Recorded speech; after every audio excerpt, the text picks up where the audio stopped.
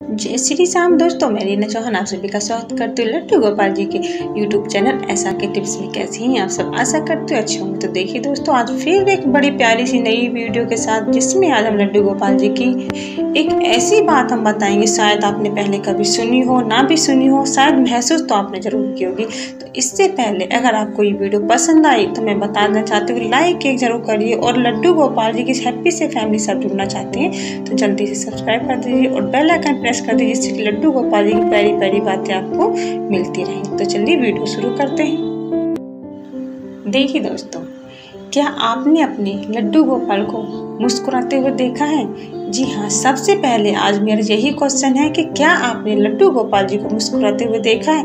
अगर आपने अपने लड्डू गोपाल जी को मुस्कुराते हुए देखा तो कमेंट में एक बार जरूर मुझे बताइएगा, क्योंकि मैंने कई बार इन्हें देखा है मुस्कुराते, लेकिन समझ नहीं आता था क्यों मुस्कुराते हैं। लेकिन जब मुझे ये बात समझ आई तो मैंने तुरंत ये वीडियो बनाई कि शायद आपके साथ भी ऐसा होता हो। ठीक है, तो आप कमेंट करके जरूर बताइएगा। तो अब क्या है इसका राज? देखिए,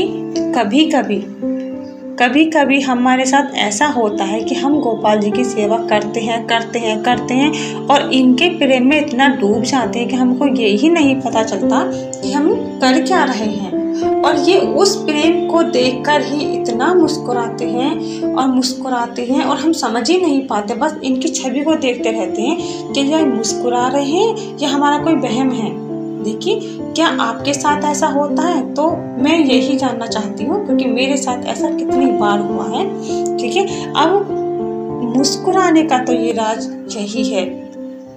ठीक है, तो जब हम इनकी सेवा करते हैं तो हमसे कुछ काम ऐसा हो जाता है जो इन्हें सही नहीं लगता है, और लेकिन हम फिर भी कर रहे हैं। क्यों? क्योंकि हम इनके प्रेम में डूबे हुए हैं, हमें ये पता ही नहीं था कि हम कर क्या रहे हैं। ठीक है, तो ये तो हुई इनकी बात।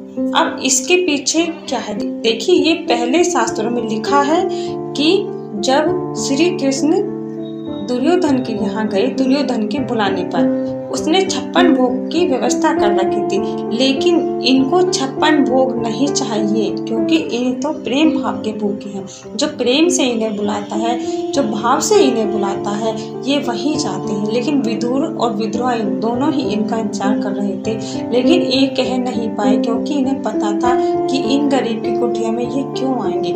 लेकिन इनके मन की आवाज, इनकी प्रेम की आवाज हमारे बाल गोपाल ने बिना कहे ही सुन ली।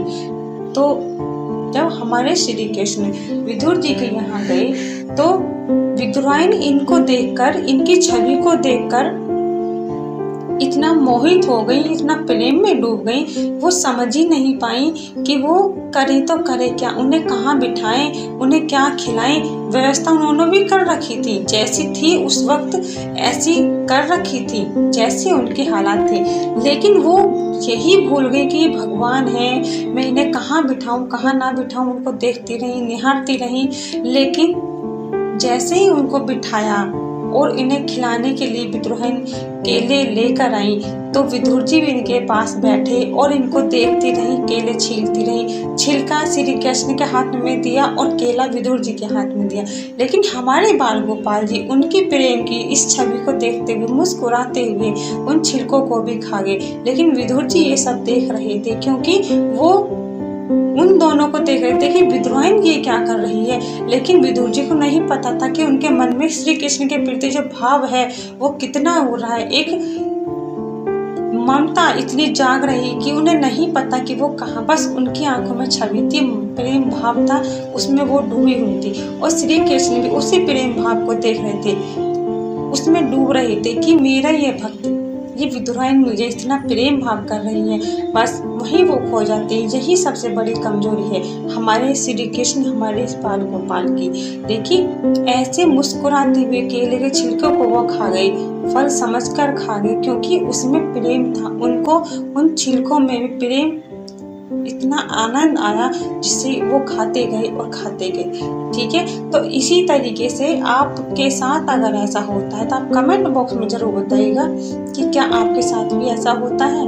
ठीक है, तो इसी बात का मुझे इंतजार रहेगा। अगर मेरी ये वीडियो आपको पसंद है तो एक लाइक और कमेंट जरूर करिएगा।